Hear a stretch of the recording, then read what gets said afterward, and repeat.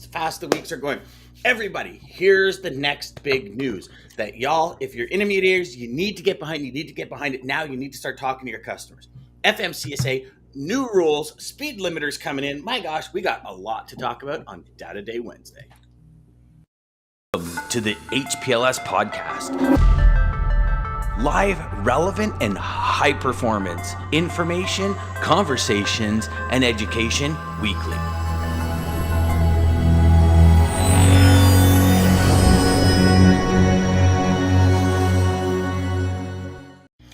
And Greg takes the spot today. Look at that, today. Jeff. You there he goes. For Greg. Jeff, how come you're on the show? How did you not get first spot in Good Morning? I don't understand. I had to give it up to Lisa. But Greg snuck in and took it. Morning, Greg. Morning, Lisa. We set off air real quick that Jeff has started to come on the show to make sure he gets the title of first on. I told you I wasn't going to lose. Whatever we got to do. So here's the topic today on the most amazing day of the week, Wednesday, Data Day Wednesday, with the mad scientist of data, the one and only Dean Crook, the man of the hour. And here's the thing. You know, Dean, the industry is going through massive changes. There are massive shifts, probably bigger shifts in the market than we've seen in a really long time, if ever. And now we're going to throw another little sprinkling on the cake. And I love cake, but not necessarily this cake. Not this cake. Not this cake. Sometimes it's a sour cake. A little bit of sprinkling on the cake with the FMCSA now coming out and saying we're going to impose limiting speed limiters on the truck. So to kick us off, why don't you kind of give us everybody the background as to what's happening, where it is in Congress and Parliament to be the ATA and kind of where it is along the line. And then we can kind of take the conversation from there, my man. Yes. Yeah, we've got 16 days until comment period is over. So people can still get their comments in through the e-portal. But the bigger issue is that this is one of those more cynical legislation pushes that has nothing to do with safety. It's a bit like ELDs, right? When ELDs were touted as providing, all these safety benefits, well, explain to me why fatal truck crashes went up 2% after ELDs came in. And according to yesterday's data, fatal crashes involving trucks are up 13% in 2021. So, and if you want to search this, go back to March of 2018. I did a webinar for a large company in my previous company, and I predicted this would happen. I said at the time that truck crashes will go up when you introduce ELDs into the industry. And it's very simple because trucks on paper logs were far safer than trucks on e-logs. And of course, companies on, ELDs were around for a long time. It started in 2007 with most of the large truckload carriers after an audit of a large truckload carrier found that their scanned in paper logs didn't line up with fuel receipts and toll passes. So it really started with a liability issue. And the legal department said we can't afford to have trucks, not speed limited and not compliant with the regulations. Now, that's very different to being safe, because being compliant to unsafe regulations won't make you any safer. In fact, the data is showing that it makes you less safe. That's why you see all these trucks racing up and down the highways, trying to compress their workday into this finite number of hours they've got. So rushing has become a real problem. One of the highest cost long tail accidents is the high-speed rear end in a breakdown lane on an interstate, based on my experience of dealing with large claims. Guess what drivers are doing now at 7 minutes and 59? Pulling up for their 30-minute break in the breakdown lane. Because if you go over the 8 hours, you get a violation. And you see it everywhere. You see guys pulled up, sitting in their seat on the side of an interstate in the breakdown lane.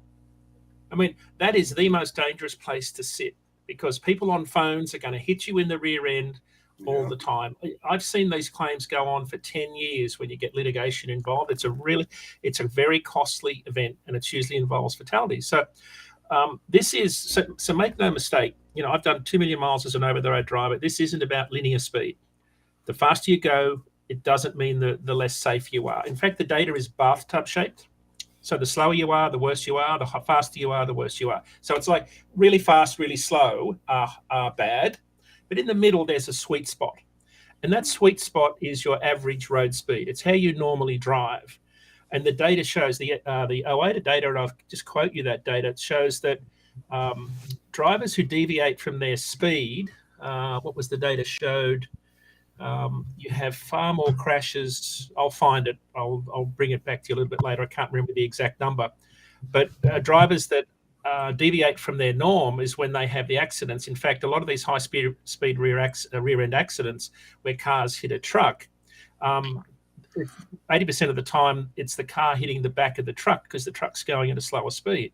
Mm-hmm. So here's, I still have a CDL. I still drive. My truck's not speed limited, but I drive with the traffic flow. I drive appropriate for the conditions.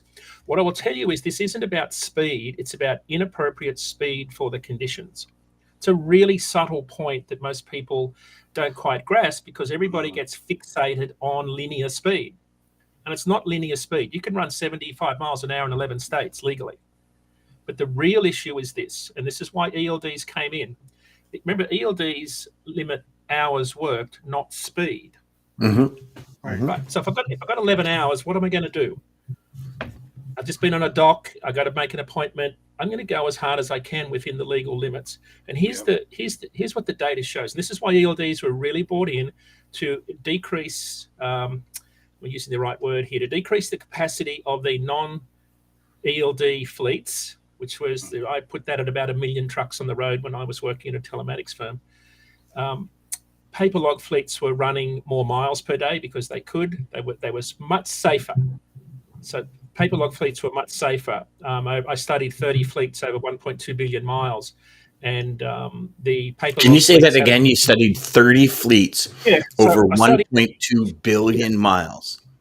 So that's a lot of data. So remember, I come from an over-the-road business where so when I worked at the ATA in Australia, the Australian Trucking Association, we hosted the FMCSA, Transport Canada, and NHTSA, and we toured all of our FMP fleets in Australia, fatigue management pilot fleets, which is essentially a driver's diary. There's no prescriptive regulation. You have 172 hours in a 2-week period. You put it together however you want. You've got to be sleep apnea screened. Your schedule's got to be approved. You've got to be compliant with all of vehicle safety and all that stuff. And the route you want to run was submitted to a consortium of industry stakeholders, and I was one of them. Insurance companies, the AAA, like everybody was part of this. And so we hosted them and said, if you take the prescriptive number off the day, the 24-hour number, and put it on a week to allow traffic to ebb and flow, you will find drivers will be far more productive and safer and quit less and have fewer accidents. Of course, that's obvious to anybody that's been in the industry. Part of that, because our 24-hour day was aligned with the rising and setting of the sun. Prior to 2004, it was 10 on, 8 off. The old hours of service from 1936. Well, 10 on, 8 off means that your workday starts 6 hours earlier every day. It's a backwards rotating 6-hour schedule. You physically cannot go to sleep 6 hours earlier every day. Right? You physically can't do it. The body is designed to go to bed when the sun goes down, and when the sun comes up, you get up. It's fairly simple. So that's why 2004 went to 10 off, 3 other, 11 on, 24 hours. That was the intent, right? So it was trying to align drivers' work patterns with the body clock. So that was the impetus of that there. The problem that we've now got is that, and this is why ELDs came in, because that same fleet that's running, say, 70 is going to be about 40 miles per day ahead of a guy speed limited at 65. I can tell you right now, if you look at some of the earnings calls of some of these large fleet, they are reporting 1,500 miles per week. So if you're only doing 300 miles a day, how on earth are you going to make enough money to stay in trucking? It's about $16.66 an hour. Right? So if you're limited to 65 miles an hour and you're only running 300 miles a day, let's give you 350, let's give you 400 miles. Let's say you're a super productive fleet driver. Guess what owner drivers are running? Good company drivers. What? 500's a minimum. 500's a minimum. 550. I see guys posting 600 miles. Yeah. I can run 650 miles easily within 11 hours in my truck. Now, it takes enormous amounts of skill, patience, vigilance to do it, because it's not easy to sit there and bang out miles hour after hour after hour and stay safe. So if I'm a small fleet guy and you're a broker and you're using this asset side of the industry that's moving quicker, right? their effective rate per mile is lower than a fleet that moves slower. So the problem has been that when you go back to ELDs, and I'm using the flawed logic of ELDs to say, if we make you compliant, you'll be safer. Well, you could be sound asleep at the wheel and compliant at the same time. The two have nothing to do with each other. But if I'm constantly eating your lunch, if I'm a small carrier and I'm eating the lunch of the large carrier because I can run more miles every day, I'm not speeding. I'm doing under the posted speed limit. I'm always going to be more competitive than you. And that's why ELDs were really introduced to level the play. They talk about leveling the playing field. Yeah. Speed limiters are phase 2. Make no mistake, this will kill more people. The ELD data shows that we aren't safer. We are worse as an industry. Drivers are taking far more risks. Speed limiting, if you have all of the trucks speed limited at the same speed, and they're sitting in the center lane without their CB on, and they're not checking their mirrors because they don't get a CB when they work for the fleet. They're taught to sit in the center lane. If you've got a fleet of national trucks driving at 65 and the posted speed limit 75, guess what car drivers are going to do? They're going to pass you on both sides. Continued. Yep. This is a recipe for disaster, and I just know that it's not linear speed; it's inappropriate speed for the conditions. It's if you go too slow, it's not good. If you go too fast, it's not good. So I think this is one of these really cynical, attempts to, under the guise of safety, will make the industry safer. They did this with ELDs and slipped it under our guard and went through in a bill. I can't remember how it got through, but this one here, make no mistake, this will result in more fatalities. And the reason I'm so hot under the collar about this, I've been to the funerals. The reason I'm here in this country is I buried 2 drivers who fell asleep at the wheel, yet compliant with their ELDs at the time. And I had to go to the families and say, look at the kids in the eye and say, your father's no longer with us. Now, that is why I changed doing what I was doing. And I'm really passionate about this because I know how to run miles and I know how to do it safely. And it's got nothing to do with linear speed. Right? It's about training. How do you train your drivers to drive at the appropriate speed for the conditions? Why don't they have a CB radio? Tell me on what planet is a vital bit of safety equipment not important? You want to limit trucks to 65 miles an hour, but don't put a CB in there so they can communicate with other drivers when there's a white out ahead? Exactly. Really? Makes no sense. So I think this is one of those issues where this really underpins that, I've often said that, our government and regulators live on an island surrounded by reality. This is another really good example. That's a good Bingo. Bingo. It's a bunch of people who have no clue making rules about stuff they have no clue about. Well, I've often said, what would it be like if your employer said to you, okay, we're going to cut your salary, but you got to come to work just as many hours a day? Because that's in essence what it is, right? If we can't run those miles because we can't log off when it comes to, specifically to ELD, you can't log off, you can't take flex time, you can't do any of that. They're saying, okay, when your clock starts, and you're sitting on a dock, not moving, so you can't take a flex time or anything. And it no wonder there's so many people exiting the industry. No wonder it's hard to retain higher. We need more drivers in the industry. Absolutely. Professional drivers in the industry, ones that know what they're doing, ones that care like you care, Dean. However, you know what? You can go work in a warehouse somewhere and make more money and not have to live with, and I'm sorry, 4-wheelers. Everywhere I go, I see idiots behind the wheel. Trucks going down the road, they pull in front, and then because somebody's coming up behind them, so they pull in front of a truck and brake, and all you see is the smoke come out of the rear end of the trailer on the truck. I see it every time I'm on the road. Like, at a certain point, that gets annoying. I mean, have you guys ever been, like, I know me, I'll go to the hardware store 20 minutes away in the afternoon, the sun's shining, and I'm kind of like in my car, and I'm like, oh my God, I got to roll down the window, turn on the music. That we've all been there. Imagine doing that all day. Yeah. Come on. So we got some great comments too. Great comments, yeah. So Greg says restrictive regulations which limit the ability of a trucker to make an honest living have and always will push the driver to break those regulations to put a meal on the table. Exactly. Yeah. Exactly. So if we're going to put all these restrictions, pay them more, get them more money, so they don't have to do all that rush. Well, DJ, pay them for the hours that they're working, right? So just I've got a lot of followers on Instagram and TikTok, right? And I sit and watch what they're talking about during the day. And TikTok's become this amazing echo chambers, and it's largely negative. Drivers can sit there in a truck stop and have a rant about what's going on. So you've got to filter all this with the right filter. But when they're showing you pictures of 100 trucks either side of you, and they've been into the gatehouse and got their paperwork 2 hours earlier, and they're still in a line of trucks that is going to probably take them the best part of all day to get unloaded and loaded. A good friend of mine runs up 95 into Presque Main to load frozen French fries. It's not unusual to spend 24 hours on the loading dock, because when you get out into the woods of Presque Main, where are you going to go? You've got to wait it out. And he's getting detention pay, but it's not enough to offset the opportunity cost of not running the miles. Worse, when you lose a day or a half a day, when you've got a prescriptive limit on how much you can work each day, if you have to pull up halfway through the night because you're out of hours when you'd normally be at the destination, it throws you off cycle and you lose a trip per week at least.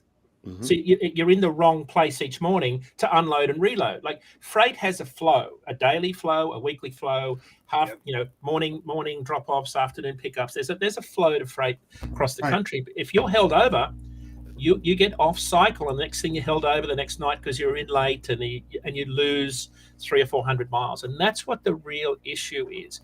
Because capacity is loosening, shippers are getting pricing power. Guess what happens to dwell time? Goes up through the roof.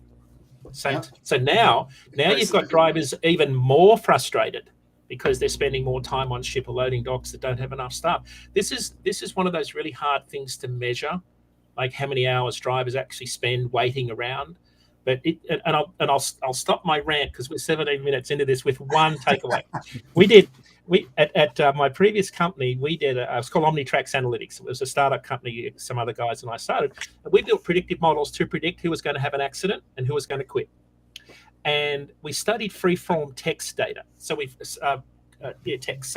So it was in-cab communication from dispatch to the truck. The driver was sitting there typing in notes into his message machine, and it was the predictor of when we looked at the text analytics, what drivers typed, and we looked at natural language processing software that looks at what words mean. So the word back, I want to get back home, or I can't back the truck. So when you look at the word back, it means different things. You've got to have I wrote a trucking lexicon that the software referenced to find out what that meant.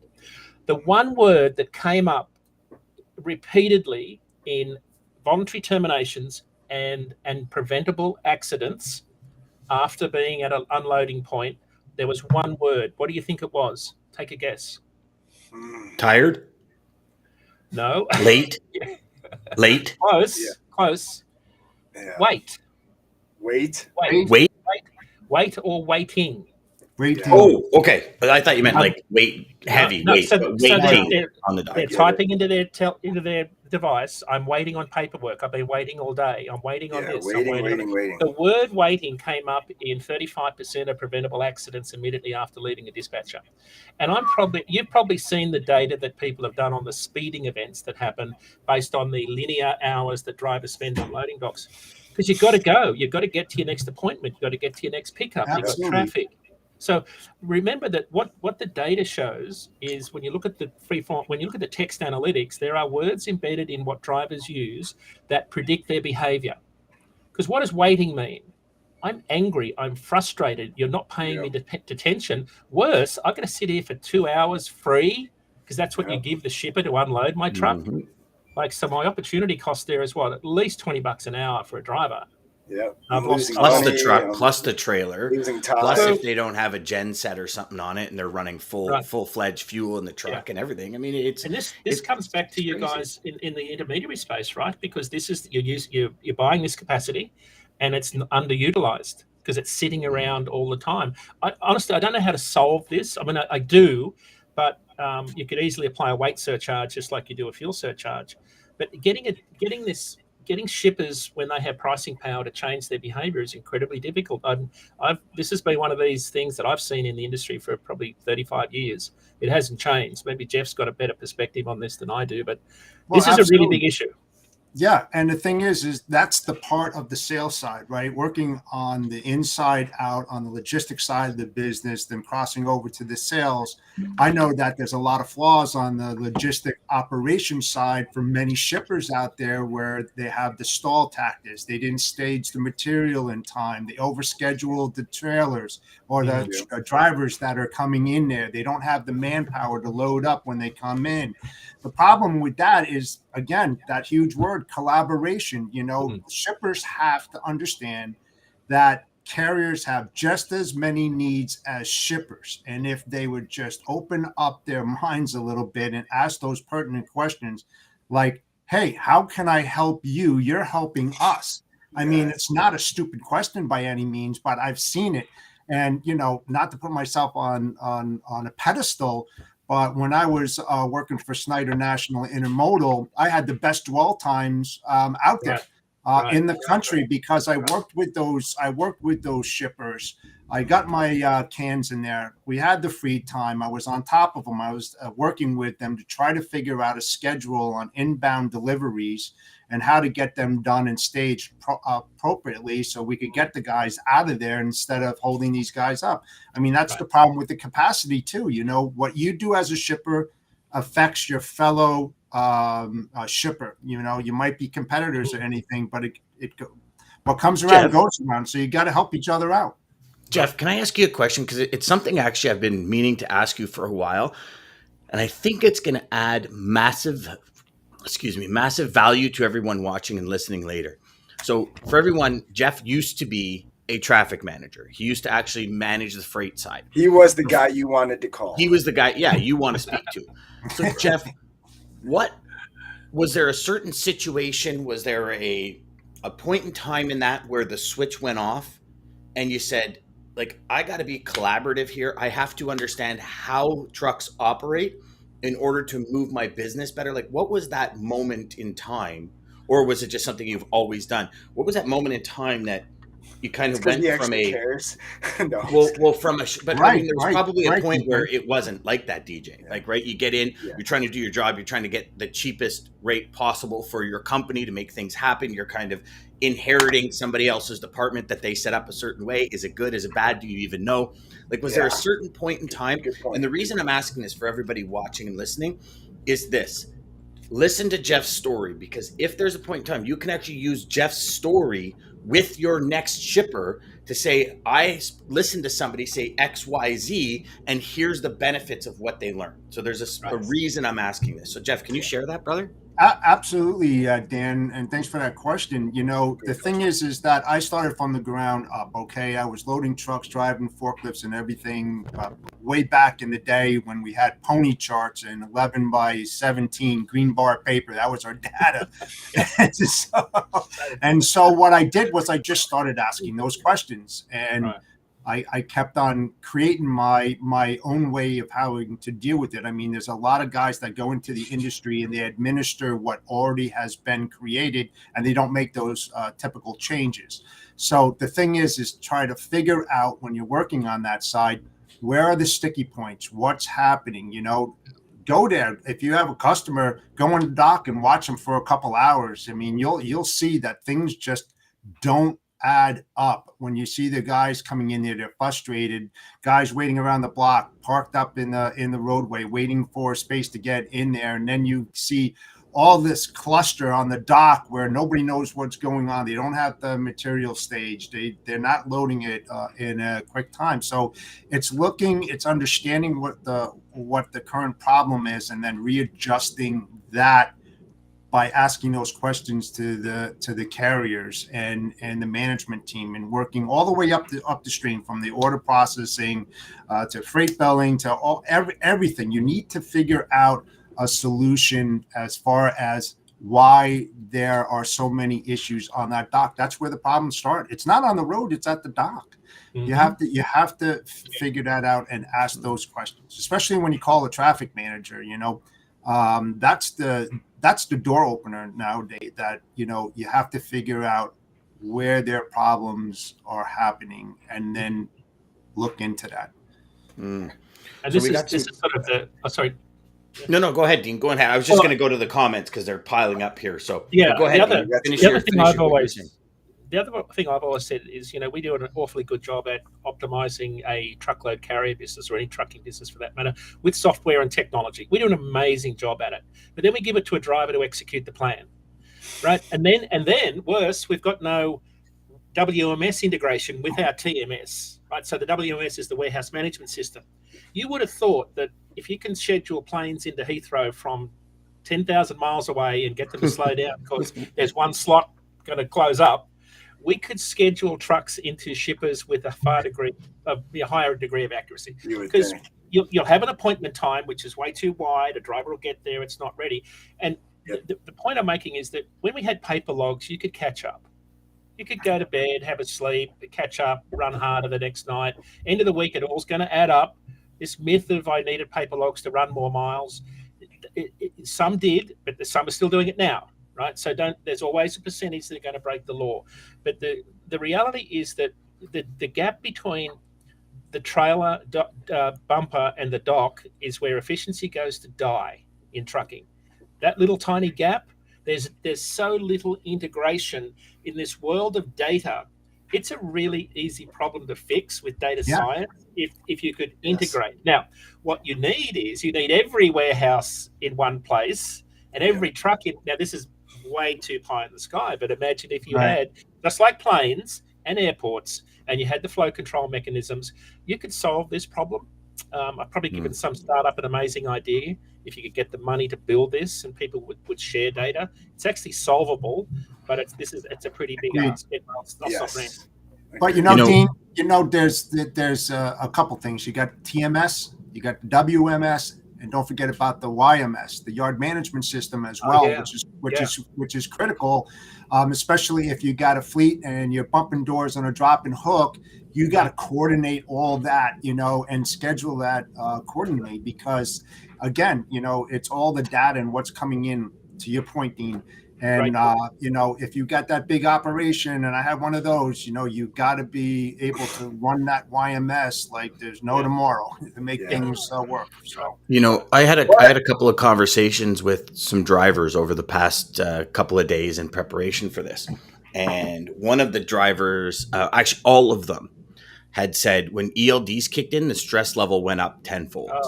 And it's like, I now have high blood pressure. I now have one of the guys, and he's actually been on our show before, where he was like, Dan, like when you're running B trains, like flatbed B trains and going through the mountains, he goes, it's a good hour and a half to sometimes 2.5 hours to sometimes 3, depending on how cold it is, just to chain up.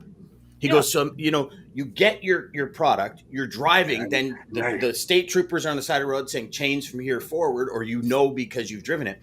He goes, not only did I lose this time, I lose this time chaining up. And he goes, like, he's had a heart attack because he's trying to pay his bills. He's trying to keep his life going. And there's just one delay after another, after another, after another. And all dictated by the ELD because he can't log off, log. And he goes, and it's crazy. He goes, I pull into a truck stop just because the ELD tells me I have to. He goes, and I sit here like this for hours. He goes, because I'm not tired. And then I finally get tired. He goes, and all of a sudden, my alarm goes off because it's time to go. And you better get your arse on the road real fast and haul in order to make up the time. He goes, it caused so many issues for him. And his health is just a major issue now because of it. Now, obviously, some people this doesn't impact as hard as others, but when you start having those stresses that high, like stress is a killer, right?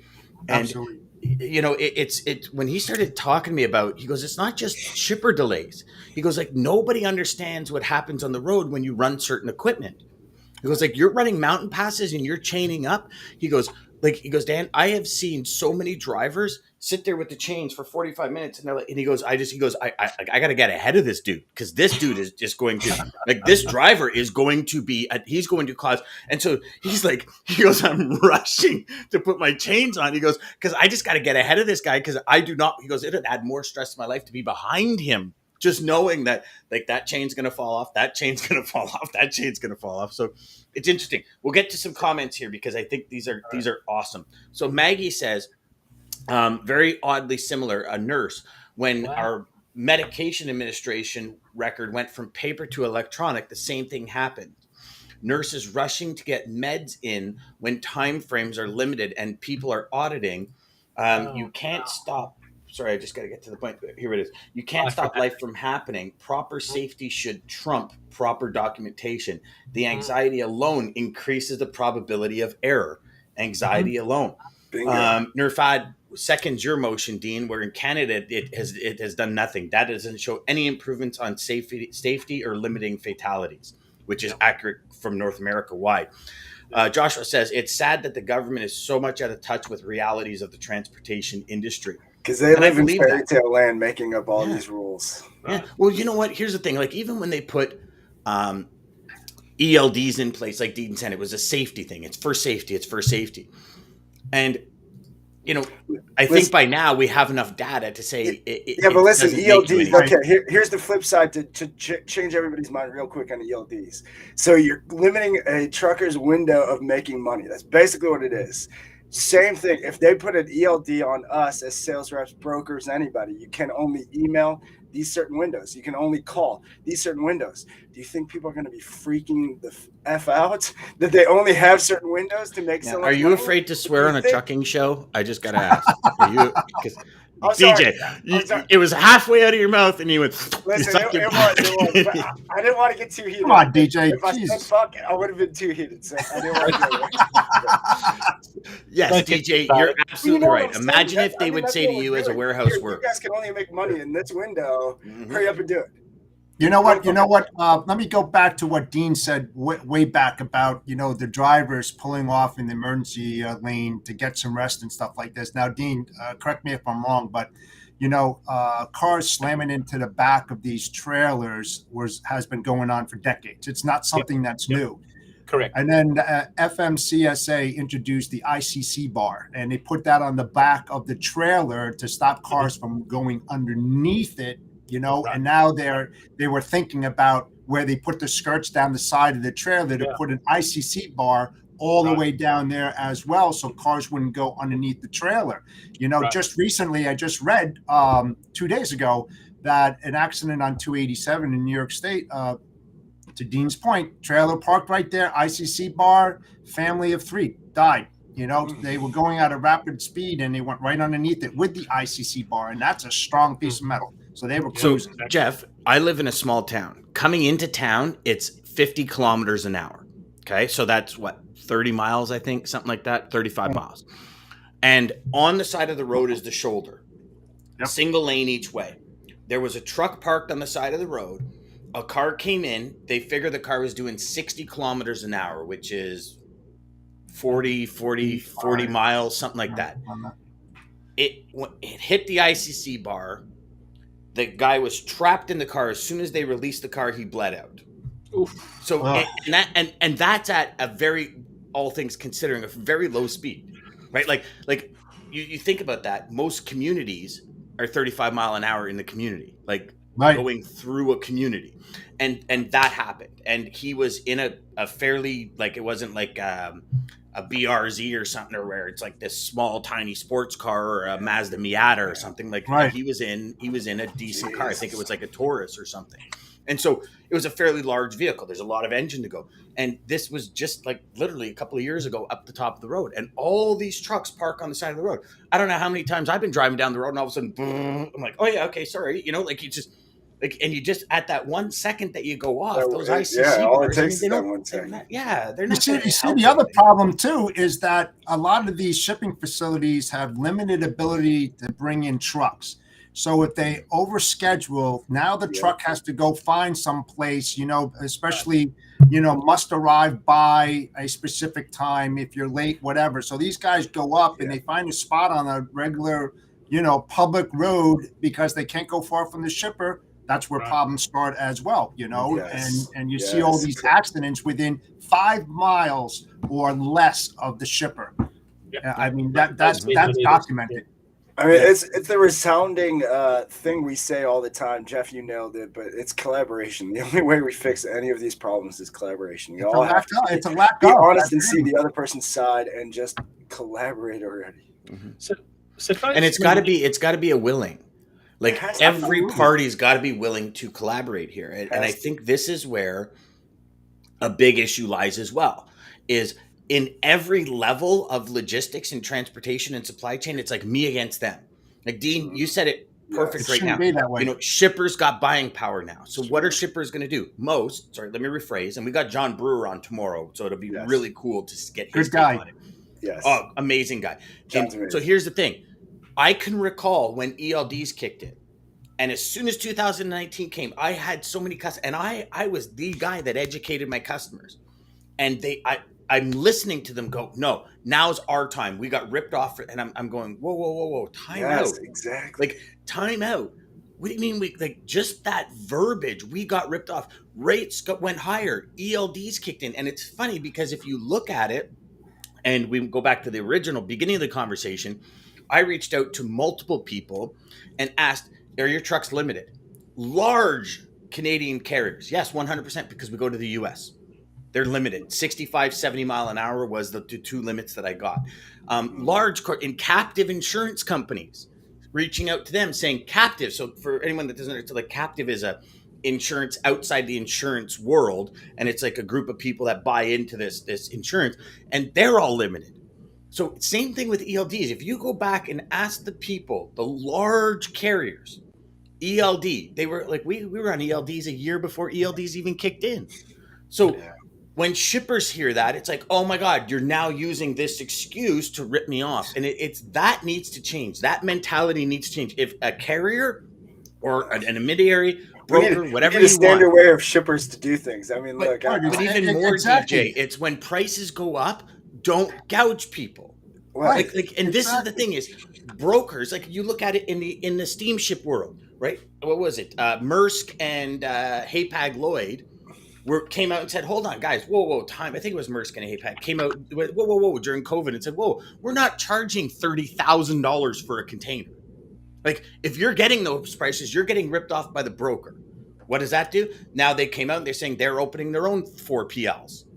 So they're going to be able to deal direct. And it's like all these things are happening in the industry, and it's because people are getting greedy. And carriers alike, don't get me wrong, for all you asset-based companies out there, I get it. But you got greedy as well. And I know people that own carriers that got friggin' greedy. Yes. And so do brokers. Yeah, Dan, you know what? And I've said this many, many times. When it comes to collaboration, it has to be a win-win-win. It has to be a win for the service provider, a win for the carrier, and a win for the shipper. Plain and simple. You have to sit down when you have a prospect and you get the deal. You get everybody on the line. You make those phone calls. You make sure they're on the same page, traveling at the same speed, that they understand the demands all around. Because everybody, let's be honest, we don't do this for free. We have to make money. The shipper has to make money to sell his products to the consumer. The carrier has to make enough money to keep his truck on the road, as well as his driver happy. And the service provider is not going to sit here and schedule and do all this kind of work for nothing. I mean, Dan, you said cost plus. Yes, that's another way of doing it. But just be transparent and let them know what you're doing, how you're doing it, and why you're doing it, and make it clear. Transparency is the key for everything. How many times transparency keeps people from being greedy. It keeps the greedy ones from being allowed to be greedy. And then you separate the bad ones from the good ones, and you know who to deal with and who not to. You know, the same with the customer. If the customer's not on the same page, walk away. I don't care if it's a couple $1 million. Doesn't matter to me, because you're going to run into problems later on down the road. It's inevitable. It's going to happen. 100%. You know, Dean said something, and he said it multiple times on this show. Dean just had to run for a few minutes. He said it multiple times on this show. Leave something for the next person. Yes. And that's critical, because there's only what you need. I mean, but, you know, DJ, here's the thing is, you hear about people, don't get me wrong, I've been that guy. Okay. I'm not trying to preach to the choir. Like, I've been that guy that took $5,000 rips. I've been the guy that took $3,500 rips. But you know what? I always had my rips focused on the value and service I brought to the table. So I had one customer, they were in pharmaceuticals. I had huge rips on them, like huge margins on them. But I never said to the carrier, you need to take $300 less or $500. I said, what do you need? This is the job. A, B, C, D, E, F, G is what I need. I need all of this. If you can't provide it, don't quote. They said, I need $5,000. I said, okay, I'll charge a customer $10,000 because I know I'm getting calls at 2 o'clock in the morning, 3 o'clock in the morning, 4 o'clock in the morning. If it's 5 minutes late, I have to hear about it for 6 weeks. I wanted a margin that was worth what I had to put in or deal with, on lack of a better term. But it was never on a supplier's back. Yeah. Right. Ever. Exactly. Right. And you know something, Dan, the other thing too, and this will drive it home. Look at the cost per fuel and the percentage at 45% out there, and you see the spot market's going down, the fuel is coming up, right? And they're trying to get cheaper rates. I mean, these guys are not going to, it's unsustainable. They're not going to be able to keep their trucks afloat with the 45% FSC out there. Not going to be able to do it. You got to make it. We got some good comments too. Josh has a few good comments. Yeah, so Josh is all over it today. Yeah. The only part of the industry where waiting time is adequately compensated is in container trades, $75 to $100 an hour after one free as a standard. You look at this idea of detention charges, and it's, out of that $75, how much actually goes to the driver? And that's, I think, the big question, right? Is so a fleet, if they own the truck and trailer and container and chassis or whatever you're talking about, they have a certain percentage that they want for the utilization of that equipment, right? And in that rate per mile or that flat rate, if you're talking drayage, that's what it is. And I won't pretend that I understand drayage. I've never understood. Like, I had guys go to ports, specifically in Montreal, was a gong show where I'd be charged like $300, and they'd spend 5 hours at the port. They never. No, this is the flat rate. We spend 5 hours there, and we go and deliver. And I remember saying to them one time, "How do you make money? Like, how do your driver sits there for 5 hours? You charge me $300. You bring it back to your yard. You charge me a $50 container off fee and a $50 on charge fee, whatever, for delivery."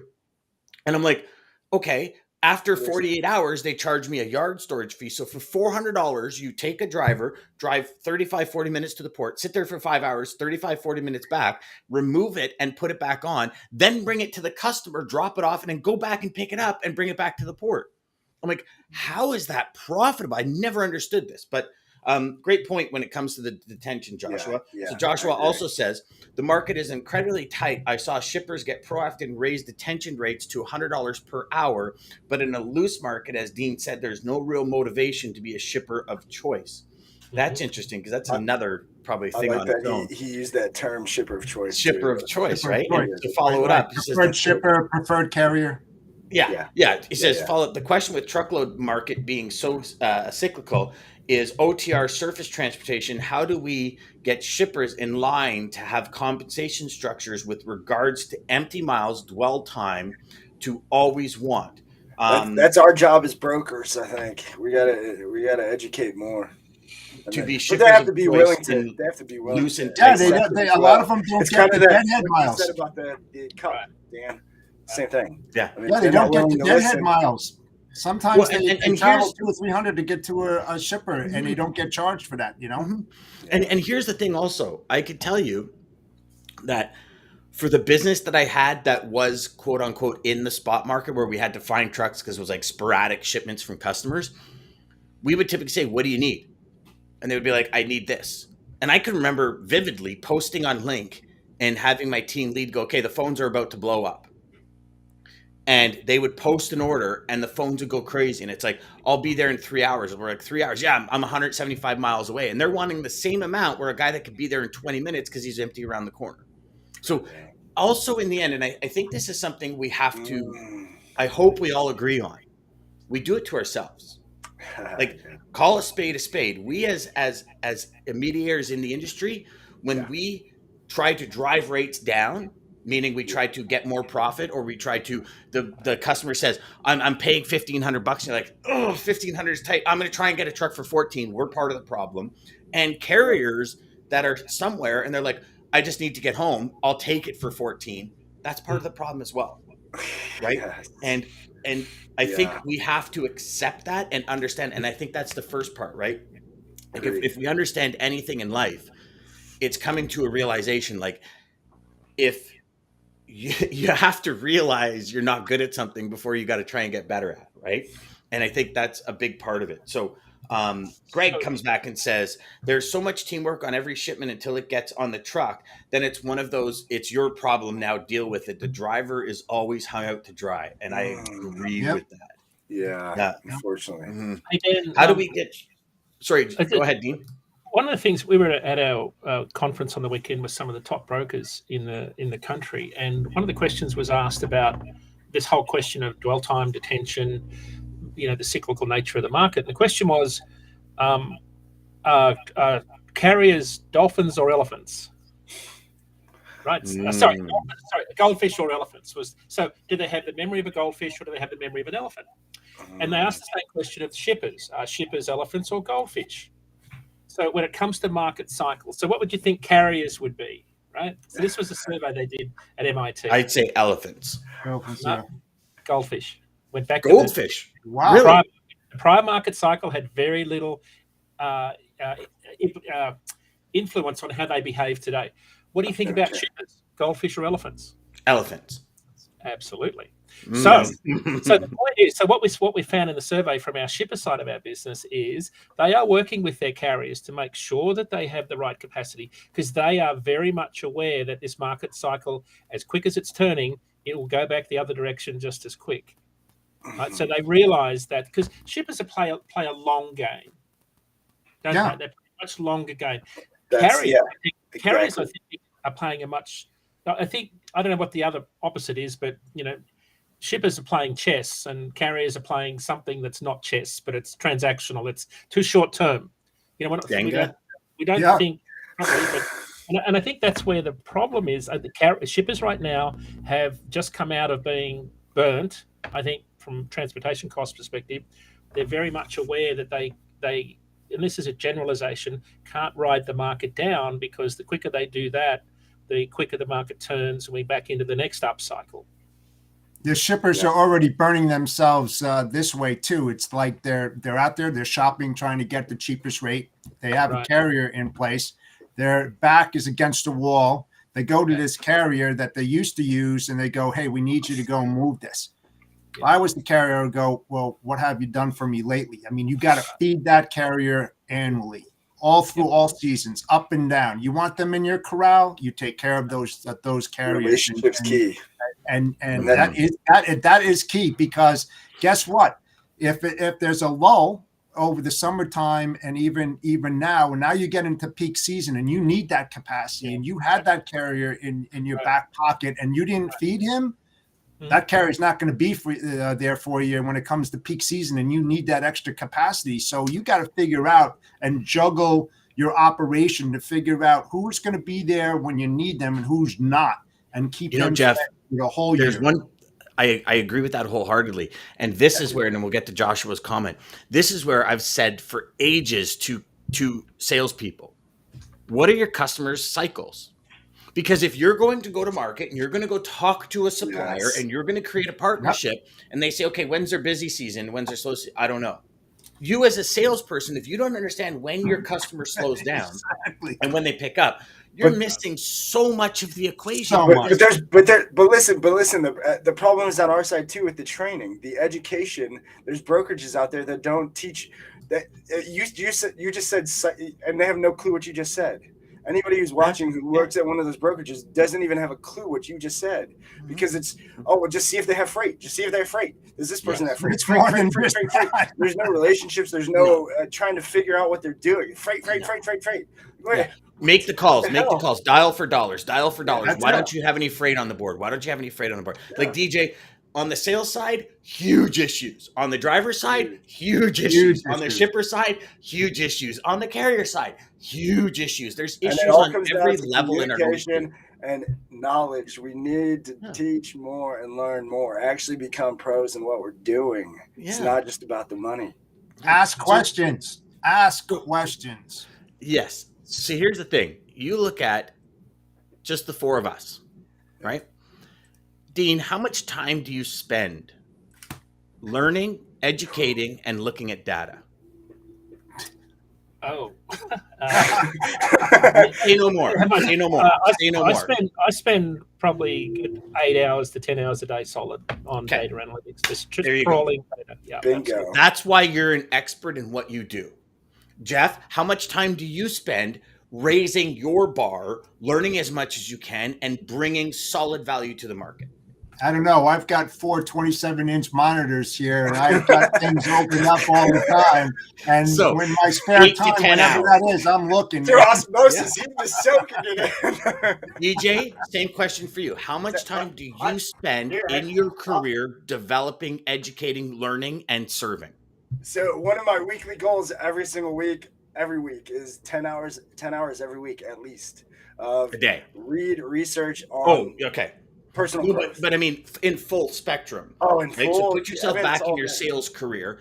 Like if you really want to be the best of the best, it's probably 8 to 10 hours a day of dedication of your life to get better. If you're an Olympic athlete, you're not training for 20 minutes a day. You're not.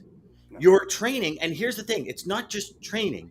If you're an Olympic athlete, you're eating, you're understanding physiology, you're understanding how you move, you're understanding how you stretch, then you're training, then you're educating yourself on what's the next level. And as a professional, carrier, truck driver, shipper, intermediary, whatever the case may be, this is what we need to do. And this is the core issue in our world. Yes. Dial for dollars. Forget about putting yourself in a logistics manager's shoes. You'll take it on Friday afternoon. How many people have heard, Friday afternoon is when everybody drops ball and I get an opportunity. No, Friday afternoon is when somebody says, you've been calling me for a month. Now's your opportunity. You might never hear from them again, but here's your opportunity to go and beat somebody down to get a truck. Yeah. Here's this thing, Dan, to your point, when you're looking at data, and I know Dean does this, all modes, unless you have a specific niche that this is what your brokerage is all about. I'm going to go after truckload. I want to learn everything about truckload. However, if you're a jack of all trades and you like intermodal or LTL or truckload or reefer, you name it, look at the data all the time on every one of these modes. You don't have to be an expert, but if you happen to call up that prospect that happens to have that, at least you can have an intellectual conversation with them without saying, I'm going to have to look in that, because you're not going to go anywhere if you're saying that to them. So you have to be on top of your game and ready to strike when that certain question comes up, that you have a specific answer and that you'll get back to them with even more information about that. That's what Jeff, I got a question for you, and then I want to get to the comments because we've decided Wednesday's going to be an hour. We can't go past an hour for everybody's day. But here's the thing. So when you were a shipper, so put your logistics manager, traffic manager hat on. You had a salesperson call you that didn't really understand the market, or one that fully understood the market and was striving to be better, achieve more. Which one would you listen to or rather have a conversation with?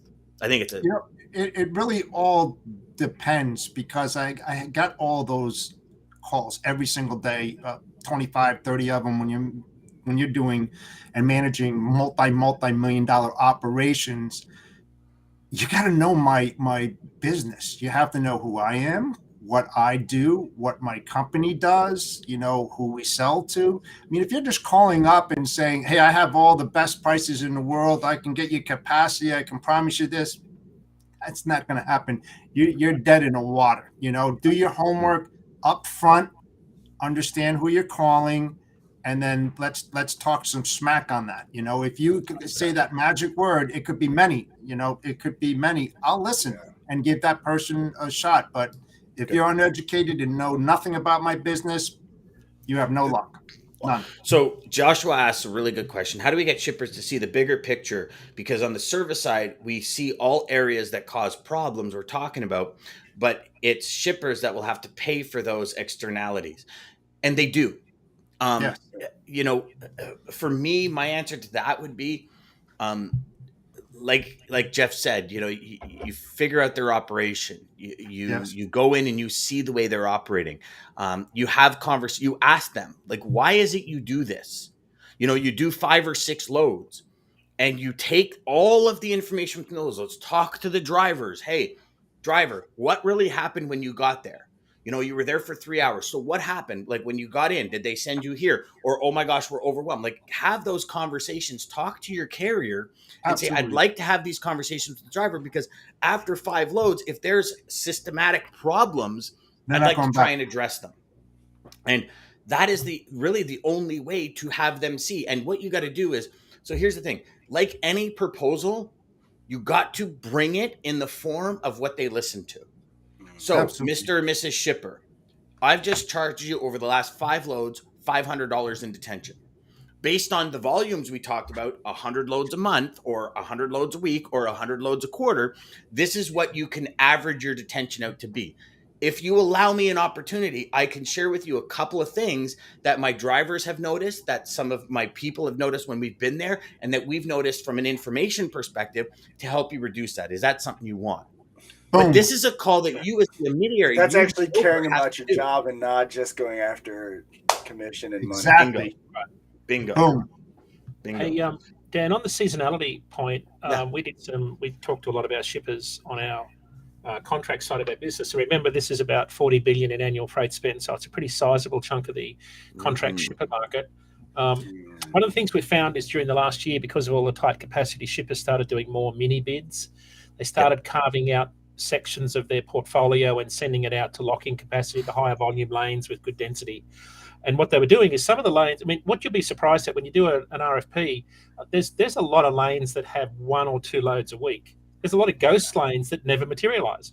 A lot of carriers quote on lanes where there's no rate. So what they've learned to do is let a lot of those low volume lanes fall through the routing guide out into the spot market for you guys to handle, right? And get a toe in the door. But what they're doing is they've learned to segment their freight into seasonal versus non-seasonal. So seasonal freight gets a duration relevant to the season. The mini bid will be relevant to the season. Non-seasonal year-round freight will generally get an annual duration, and any freight that falls to the routing guide will go to a mini bid. So that's what's changed in the last year, and I think that's why we're seeing more brokers get more contract freight from shippers as opposed to carriers. It's a big change in the last year. Yeah, Dean, the long-term RFP is not sustainable in this market because there's so much volatility in it. You're looking, you know what? I'll lock in the rates for the next month. Let's reconvene and have another conversation, see how the fuel's going, see how the market's going, because sometimes carriers, I don't know why, they'll overextend themselves and they cannot hold it. And 3 months into the contract, they're going to come knocking on your door and they're going to go, you know what? I looked at my OR. It's unsustainable. I'm going to have to take a 7% increase. No, I mean, it's just like, so it's better to do a short one than a long one because you're going to burn yourself if you do that. And any carrier out there, I mean, there's a lot of smart ones and I'm not dishing on any of them, but they're smart enough to realize that can't happen. And if they want to work with that preferred shipper, if they become one, they're going to have those critical conversations both ways. Mm-hmm. Agreed. Yeah. So Greg says, let's figure out a way to regulate the shippers and consignees to pay attention. If we can regulate bathroom breaks for drivers, we can regulate the effing shippers until we regulate. That will never solve the detention issue. I agree. And you know what? That's going to be individual shipper. You'll never do industry wide, I don't think. Sorry, not COVID. Sorry. I don't know if I should laugh about that. Part of the problem is a lot of these shippers still have procurement models that operate on lower costs, no matter who, no matter what the market conditions. Joshua, I think last year was an eye-opening experience. I mean, and again, I don't have a data set like Dean, but we did speak to 150 different CEOs between November and December of last year, asking them like supply chains, how much are you going to be involved? And 96% of them said they're going to be directly or indirectly involved in supply chain, in choosing the people that run their supply chain and what they can bring to the table. And I think last year was a big year for shippers realizing, holy shit, if my supply chain is not tight, we are going to lose a lot of money. Like, one customer that we've had on this show many times, Jeff knows him as well. He works for like a massive corporation. Yeah, huge. And for the first time in 45 years, they lost money. First time in 45 years. And I asked him, I said, so what's your mission? He goes, I can't be wrong. This time around, when I choose who I choose to operate my supply chain, no matter what, I cannot be wrong. His job's on the line. Well, his job, his whole department, the financials of the company, because the owners and shareholders of the company said, whoa, time out. Nah. We don't lose money. Yeah. As you know, $600, $700, $800 million corporation, you don't lose money. And when Greg less. Yep. And when Greg says that, trust me, I worked with him. He means it. He means it. Yeah. Mm-hmm. Yes. No, this is great. Oh my gosh. Well, I'm gonna wrap it up. So Maggie says, "Hold on, love the four of your full love you four for the full hour. Great mix of different experienced views." Hey, you know what, Maggie? Thanks for pointing that out, because that I agree. Yeah, I agree. We do kind of have the full circle universe here, but it's awesome. Yeah. Well, hey, thank you guys, everybody. Good morning, Preet. I see you there. Thank you again, everybody, for joining us. The hour. If you guys like this hour, if you're still with us, let us know below that you liked doing this hour, because I think it was great. I loved having Jeff. Jeff, maybe we might have to add you to the mix here too, because this was fun. Yeah, it was great. The full circle of experiences. But again, thank you, Jeff, for joining. Dean, as always, man. I believe you probably, I think you sold yourself short. I don't think it's 8 to 10. I think it's like 15 hours. It's like, I think you're right, DJ. Anyways, thank you again, everybody, for joining us. The Mad Scientist of Logistics Data and Triple D Day Wednesdays. Tomorrow we got a great day. John Brewer is going to be on, so don't miss it if you want to see the other side of the story. But again, thank you to American Logistics, Centurion Trucking for making this possible. Dan, as always, you're the man. And that quote to take us out, Stephen Levitt's data. I think it is one of the most powerful mechanisms for telling stories. I take a huge pile of data and I try to get it to tell stories. Exactly. Interesting. And I'll add something just before we go, gents. If y'all don't know, Tuesdays, Dean puts on a market update on Dat IQ at 10 a.m. So make sure you tune into that, because that has got some killer information. So if you do like a Tuesday, Wednesday on data, you will literally get all the information you will ever need to grow your business and scale like a mad. Okay? Take care, everybody. Learn all you can, everybody. Take it to your See you next week. All right. Yep. See you. To the HPLS podcast. Live, relevant, and high performance information, conversation.